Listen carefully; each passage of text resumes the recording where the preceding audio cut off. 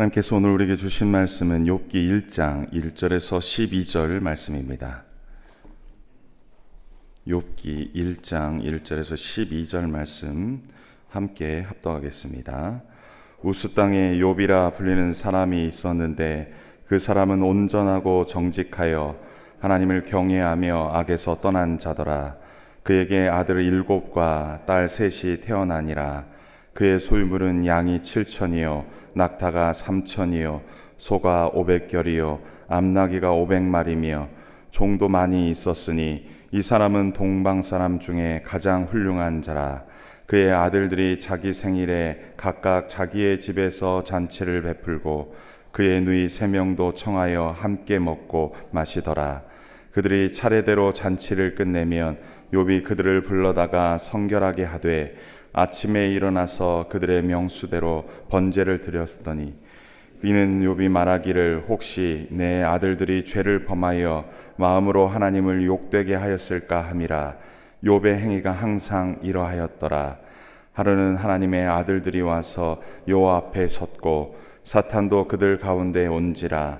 여호와께서 사탄에게 이르시되 내가 어디서 왔느냐. 사탄이 여호와께 대답하여 이르되 땅을 두루 돌아 여기저기 다녀왔나이다. 여호와께서 사탄에게 이르시되 내가 내 종 욥을 주의하여 보았느냐. 그와 같이 온전하고 정직하여 하나님을 경외하며 악에서 떠난 자는 세상에 없느니라. 사탄이 여호와께 대답하여 이르되 욥이 어찌 까닭없이 하나님을 경외하리이까. 주께서 그와 그의 집과 그의 모든 소유물을 울타리로 두르심 때문이 아니니이까. 주께서 그의 손으로 하는 발을 복되게 하사 그의 소유물이 땅에 넘치게 하셨음이니이다. 이제 주의 손을 펴서 그의 모든 소유물을 치소서. 그리하시면 틀림없이 주를 향하여 욕하지 아니하겠나이까. 여호와께서 사탄에게 이르시되 내가 그의 소유물을 다 내 손에 맡기노라. 다만 그의 몸에는 내 손을 대지 말지니라. 사탄이 곧 여호와 앞에서 물러가니라. 아멘. 이번 주에 우리는 열왕기 상의 말씀을 보다가 욥기 말씀을 보다가 이제 또 오바댜 말씀을 보다가 이제 욥기 말씀을 보는데 장르가 조금씩 바뀌는 바람에 조금 힘들죠. 원래 말씀 묵상은 이 문맥에 따라서 하나님을 묵상하는 것인데 문맥이 자꾸 끊긴 느낌처럼 이렇게 뚝뚝 떨어져서 조금 힘들지 않았을까 싶습니다. 그럼에도 불구하고 우리는 한 분 하나님을 묵상하는 줄 믿습니다. 우리의 삶에 꼭 필요한 말씀을 하시는 줄 믿습니다. 어제 또 며칠 전에 또 우리가 묵상할 게 이제 욥기다라고 말씀하셔서 이거 어떻게 묵상하나 다들 고민하고 힘들어할 것 같습니다. 욥을 묵상하는 부분에 어려움을 느끼는 건 마치 그 묵상을 할 때 고난이 마치 나에게 찾아오고 내 고난을 묵상해야 되고 막 이런 염려들이 있는 것 같은데 분명히 하나님은 욥기를 통하여 우리에게 말씀하시고자 하는 뜻이 있을 줄 믿습니다. 고난은 왜 찾아올까요? 고난은 어떠한 내가 무엇을 잘못해서 오는 인과응보의 모습으로 그 원인이 죄를 범하였기 때문에 하나님께서 나에게 고난을 베푸셨다라고 우리가 일반적으로 생각하는데 꼭 그렇지만은 않다라는 것이 욥기의 주제입니다. 욥기는 죄를 저질러서 내 원인이 하나님 앞에 범죄하여서 찾아오는 고난이 아닙니다. 따라서 우리 주위에 고난당하는 자들에 대하여 대할 때 네가 과거에 하나님 앞에 어떤 죄를 저질렀는지 한번 생각해봐, 묵상해봐, 이런 식으로 얘기하면 안 됩니다. 하나님이 그와의 관계 속에서 그가 혹시 잘못해서 죄를 범하여서 고난이 올 수도 있죠. 혹 그럴 수도 있겠죠. 하지만 그게 모든 것을 이야기하지는 않습니다. 모든 것이 그 원인이 있기 때문에 결과가 있다라고 함부로 이야기해서는 안 됩니다. 우리는 고난을 대할 때 우리에게 시험과 환난과 고난이 올 때 먼저 나와 하나님과의 관계를 점검하는 것은 맞습니다. 그것이 옳습니다. 나와 하나님과의 관계가 혹시라도 어긋난 게 있나, 혹시라도 잘못된 게 있나 점검하고 하나님과의 관계를 회복하는 것이 맞습니다. 하지만 그것만이 다가 아님을 욥기는 말씀합니다. 의인도 고난받을 수 있습니다. 의인도 고난받을 수 있습니다. 우리가 하나님 앞에 온전히 붙들림 바 되어 나아갈 때 때때로 어려움이 올 수도 있습니다. 하나님을 잘 믿고 예수를 잘 믿는다고 해도 암도 걸리는 분도 계시고요. 질병이 찾아오기도 하고요. 가족의 불상사들도 있을 수 있습니다. 그것을 모든 것을 다 죄의 이유로 들어서는 안 됩니다. 우리의 인생은 연약합니다. 우리의 육체는 연약합니다. 그러한 상황 속에서도 하나님 붙들고 하나님과 함께 연합하여 살아가는 것이 믿음이요 신앙인 줄 믿습니다. 우리의 삶 속에서 어떠한 어려움이 온다 할지라도 주와 함께, 주와 연합하여 그 또한 잘 이겨낼 줄 믿습니다. 그리하여 우리 육체를 뛰어넘어 우리의 상황과 환경을 뛰어넘어 하나님 주신 은혜와 평강을 누리실 줄 믿습니다. 우리가 모두 다 그렇게 승리하기를 소원합니다. 욥의 결론처럼 얘기했네요. 이 시간 본문으로 한번 들어가 볼까요? 욥기 1장 1절에서 5절까지는 욥이 어떤 사람인지를 소개합니다. 욥의 소개지요. 우스 땅에 욥이라 불리는 사람이 있었다라고 말합니다. 우리가 어제 보았던 에돔 사람에 대한 이야기를 했죠. 에돔에 대한 이야기를 아마 우스도 에돔 지역이지 않을까라고들 합니다. 근데 그 사람은 온전하다, 정직하여 하나님을 경외하며 악에서 떠난 자다라고 이 한 줄로 욥을 평가합니다. 여기서 온전하다라는 것은 도덕적인 의미로 사용되는 단어, 완전한, 옳고 고결한, 성결한 라는 의미로 볼 수 있습니다. 또한 정직하다, 또 하나님을 경외하다 했는데 여기서의 경외는 단순히 두려워하는 부정적인 용어가 아니라 경건하고 거룩한 두려움으로 경배했다. 경건하고 거룩함, 또 두려움으로 경배했다라는 의미이죠. 또 악에서 떠난 자다, 악을 멀리하는 자다 얘기합니다. 우리의 삶 속에서 악한 것들이 다가오고 악한 것들이 우리를 옥죄어 온다 할지라도 때로는 우리가 선악을 그 속에서 가까이 곁에 있을 때 할지라도 악을 의도적으로 멀리하는 자다라고 볼 수 있습니다. 뿐만 아니라 그에 대하여 2절에는 참 놀라운 얘기를 하는데 아들이 7, 딸이 3, 다복한 상황이죠. 그의 소유물은 양이 7,000, 낙타가 3,000, 소가 500결이, 암나귀가 500마리, 종도 많다. 엄청나게 부자다, 재벌이다 라고 성경은 이야기하고 있습니다. 그래서 그 끝에 이 사람은 동방 사람 중에 가장 훌륭한 자라 얘기합니다. 이제 여기서 훌륭한이라는 것은 아마도 으뜸 가는 부자다, 가장 큰 부자다, 이런 표현이 오히려 더 낫습니다.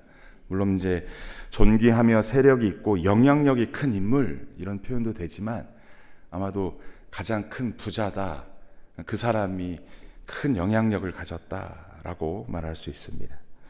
그런데 그럼에도 불구하고 그런 큰 부자이고 모든 것을 가진 자임에도 불구하고 4절에 그가 행한 삶, 그가 살아가는 삶의 태도를 한번 보겠습니다.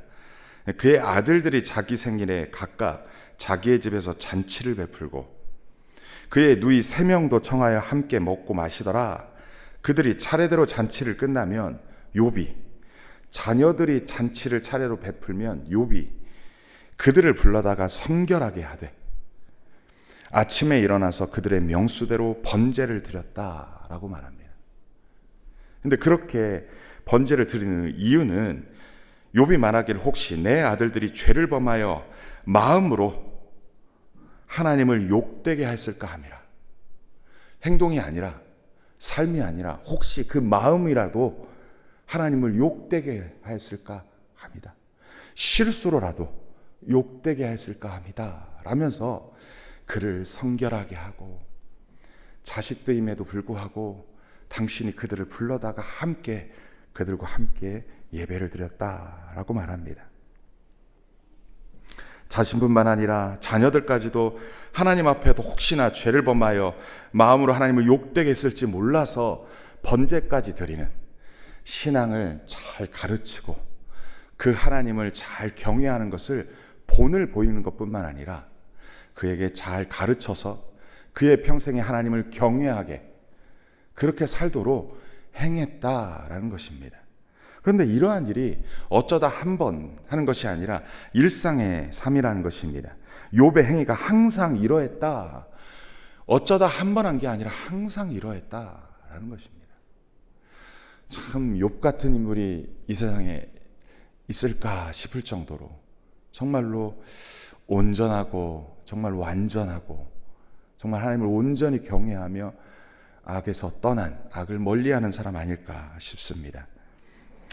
그런데 이제 6절에 장면이 전환됩니다. 이제 하루는 하나님의 아들들이 와서 여호와 앞에서 섰다라고 말하는데, 그리고 사탄도 그들 가운데 왔다라고 얘기합니다. 하나님이 계시고 천사들이 쫙 있고 그 속에서 사탄이 왔다라고 얘기하는데, 하나님과 맞서는 타락한 선사인 사탄도 왔다라고 이야기하는 것입니다.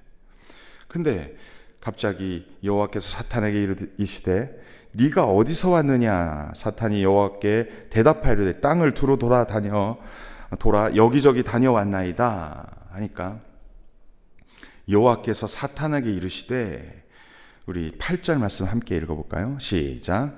여호와께서 사탄에게 이르시되 내가 내 종 욥을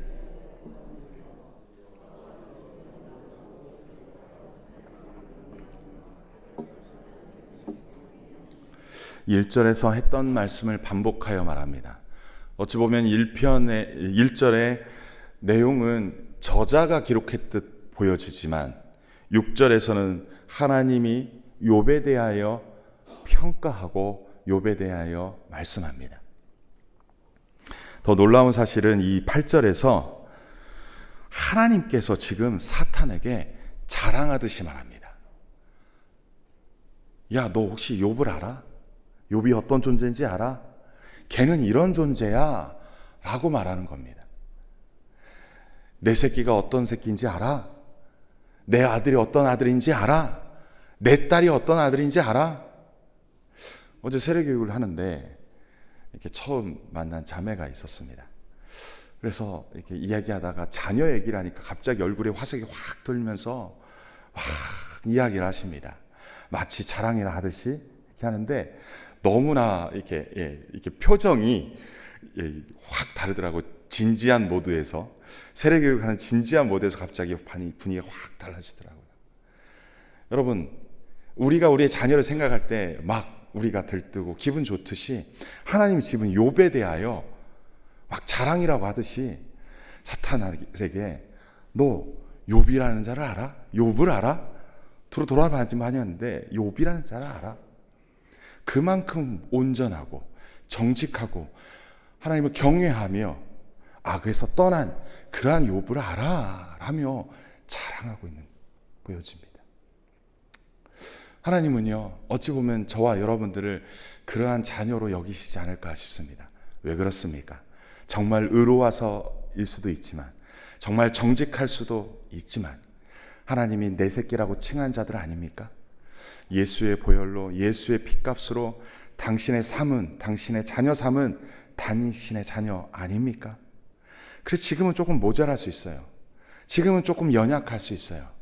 하지만 그를 자라게 하시고, 그를 성장케 하시고, 그를 온전케 하시고, 하나님의 열심으로 종래에는 완전한 자, 온전한 자로 되게 하실 줄 믿습니다. 마침내 구원을 그렇게 완성해 가실 줄 믿습니다. 욥이 정말 잘한 것 같아요. 어쩌면 우리가 감히 비교할 수 없는 존재인 것 같아요. 하지만요, 욥이 되기까지, 욥이 그러한 욥이 되기까지 하나님이 얼마나 오래 참으셨을까, 얼마나 기다렸을까, 얼마나 인내하셨을까. 오늘날 우리들도 오래 참으시고 인내하시며 기다려주시며 성장하고 성숙할 때까지 하나님께서 이끌어 가실 줄 믿습니다. 그래 마침내 그렇게 우리를 삼으셔 가실 줄 믿습니다. 지금 그렇게 자랑하고 있습니다. 하나님께서도 인정하시는 욥, 조금 잘해도 너무 잘한다고, 정말 가능성을 보고 잘한다고, 소망을 보고 잘한다고, 어찌 보면 정말로 잘하지만 그렇게 하신 거 아니었을까, 그렇게 키우신 거 아니었을까, 전 개인이 묵상이 되더라고요. 하나님께서도 인정하시는 욥의 의, 그러한 모습인데 사탄이 그거에 대하여 찬물을 확 끼얹습니다. 그냥 대충 인정해주면 좋지 않을까 싶어요. 우리 중에도 그냥 얘기하면 그냥 옆에서 아이고 뭐 때문에 그렇겠지, 설마 그렇겠어, 이렇게 하기도 하죠. 아마 이 구절의 모습 보면 사탄이 여호와께 대답합니다. 욥이 어찌 까닭 없이, 이유 없이 하나님을 경외하겠습니까? 뭔가 이유가 있으니까, 뭔가 하나 더 얻으려고, 뭔가 더 많은 걸 누리려고 그렇게 하는 거 아닙니까? 라면서 두 가지를 얘기를 합니다. 10절에 우리 한번 같이 읽겠습니다. 시작. 주께서 그와 그의 집과 그의 모든 소유물을 울타리로 두르심 때문이 아니니까 주께서 그의 손으로 하는 바를 복되게 하사 그의 소유물이 땅에 넘치도록 하셨음이니이다. 어쩌면 이것이 우리가 기도하는 기도 제목 아닙니까? 하나님, 나의 삶을 사늘로 덮어 주옵소서. 주님이 지켜 보호하여 주옵소서. 주님께서 나에게 은혜를 더하여 주셔서, 평강을 더하여 주셔서 주님의 은혜로 말미암아 내 삶의 풍요를 경험케 하여 주옵소서. 사실은 어찌 보면요, 목회자가 성도의 가정을 방문하여 신방하여 축복 기도할 때 이런 기도를 합니다. 주님, 이분이 가고 오고 서는 그 모든 출입하는 곳에 주님 함께하여 주셔서 이 가정을 사늘로 덮어 주옵소서. 악한 권세, 어둠의 권세들은 감히 침범하지 못하도록 주님이 지키시고 보호하시며 은혜 베풀어 주옵소서. 그가 하는 손 위에 축복하사 하는 것마다 복되게 하사 넘치도록 복을 더하여 주옵소서. 그를 축복의 통로 삼아 주옵소서. 맞습니다. 우리가 그렇게 기도합니다. 그런데 지금 사탄이 그렇게 얘기합니다. 그렇게 해주셨기 때문에 그가 하나님을 경외하는 거 아닙니까? 그 이유 때문에 하나님을 경외하는 것이지 그가 까닭 없이 경외하겠습니까? 나를 창조하신 하나님, 나를 구원하신 하나님, 나와 함께 하시는 하나님, 그 이유만으로도 하나님을 경외할 수 있다고 믿습니까? 하나님, 그건 착각입니다. 그건 하나님 오바입니다. 라고 지금 사탄이 찬물로 끼얹습니다. 그러면서 자신의 그 부분, 자신의 목적을 11절에 이야기합니다. 뭡니까? 이제 주의 손을 펴서 그의 모든 소유물을 치소서. 그리하시면 틀림없이 주를 향하여 욕하지 않겠습니까?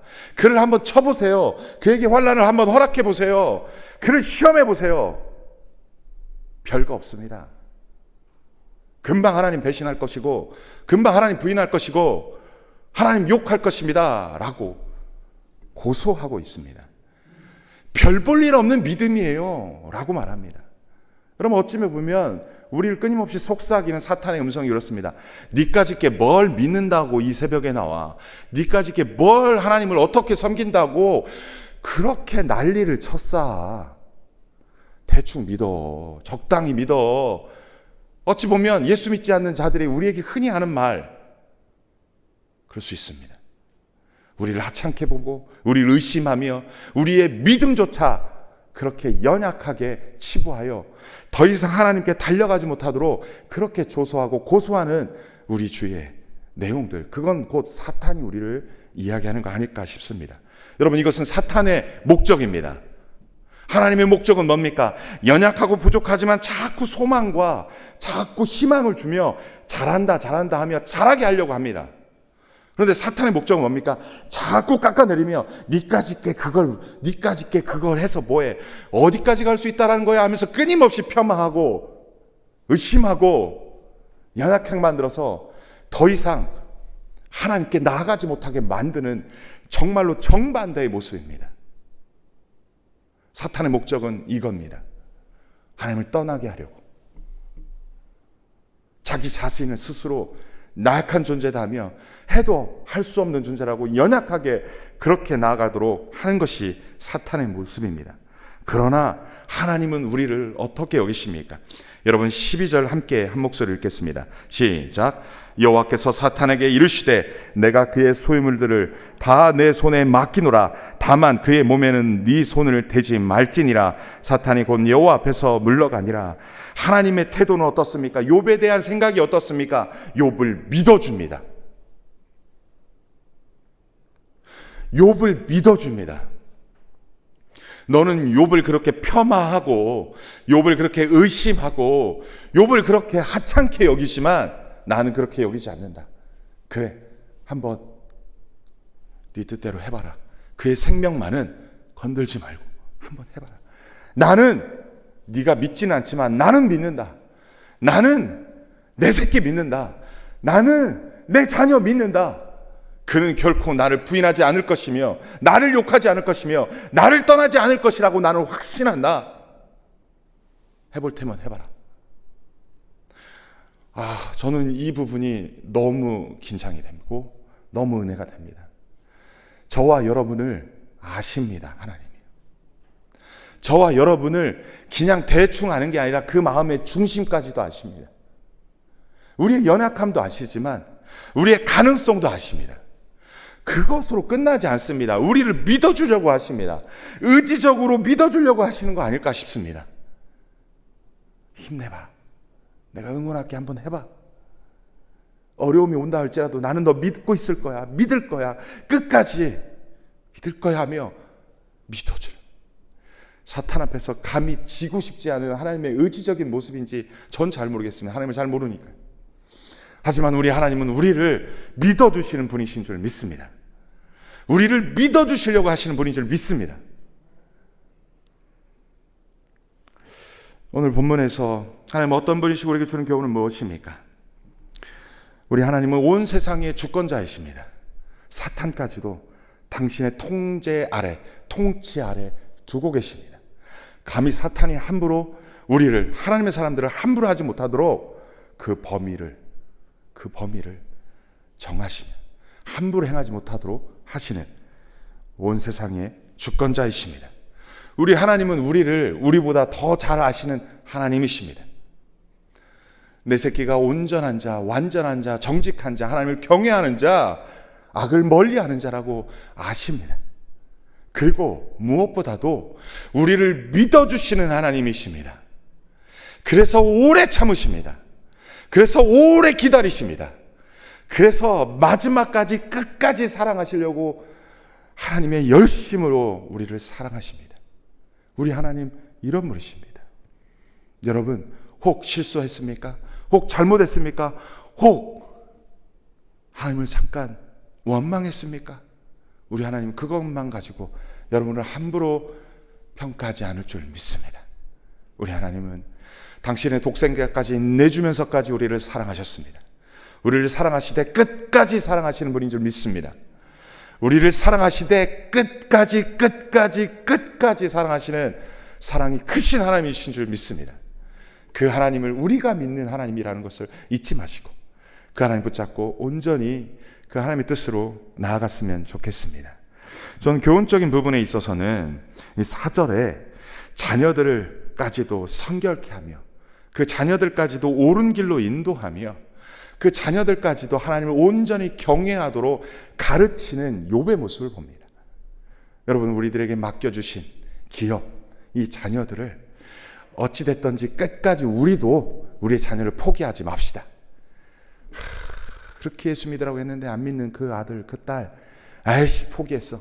하나님 하시겠지. 이렇게 하지 맙시다. 하나님도 포기하지 않지만 저와 여러분도 포기하지 않길 바랍니다. 욥처럼 마지막까지 끝까지 어떻게든지 그 하나님을 경외하는 나의 모습을 본이 되고 끝까지 가르쳐서 하나님의 자녀로 온전하게 살아낼 수 있도록 포기하지 말고 그 자녀를 위하여 기도하며 어찌하든지 그 자녀들을 끝까지 세우는 저와 여러분 되기를 소원합니다. 한 가지 질문 던지겠습니다. 혹 여러분은 까닭 없이 하나님을 경외합니까? 아니면 까닭이 있이 하나님을 경외합니까? 사탄은 욥에게 하나님께 욥이 까닭 없이 하나님을 섬겼습니까? 욥이 까닭없이 하나님을 경외합니까? 하나님 그건 착각입니다라고 오히려 고발하는데, 여러분들 정말로 저와 여러분들은 하나님이 여러분을 창조하시고 구원하시고 함께 하시는 하나님으로, 그 이유만으로 다른 이유가 아니라 그 이유만으로도 하나님을 섬길 수 있겠습니까? 아니면 나를 지키시고 보호하셨기 때문에, 은혜 베푸셨기 때문에 그렇게 하시게 하기 위해서 이 자리에 있다면, 이 시간 한번 그리 아니하실지라도, 내가 기도를 그렇게 오래 했는데 응답하지 않는 하나님, 그럼에도 불구하고 날 창조하신 하나님, 구원의 하나님, 나와 함께 하신 하나님을 온전히 신뢰하며, 내가 원했던 기도 제목 응답하지 않는 하나님이라 할지라도 내가 주님을 경외하겠나이다, 내가 주님을 섬기겠나이다 하며 까닭 없이 끝까지 믿음으로 나갈 수 있는지, 이 아침에 한번 묵상해 봤으면 좋겠습니다. 어쩌면 사탄이 하나님께 우리를 향하여 쟤네들이 까닭 없이 하나님을 섬기겠습니까? 한다 할지라도 우리 하나님 우리를 믿어줄 것입니다. 기다릴 것입니다. 우리는 창조주 하나님, 구원의 하나님, 나와 함께 하신 하나님을 온전히 신뢰하며, 그리 아니하실지라도 그토록 오래 기도했던 기도 제목, 내가 원했던 기도 제목이 응답되지 아니한다 할지라도 그 하나님을 온전히 섬기며 그 하나님 안에서 살아가시는 그러한 남은 여생, 믿음의 신앙 여정 되기를 주님의 이름으로 간절히 소원합니다. 그래서 하나님과의 온전한 친분, 그러한 친밀한 교제 가운데 주와 함께 정말로 승리하시는 저와 여러분 되기를 축원합니다.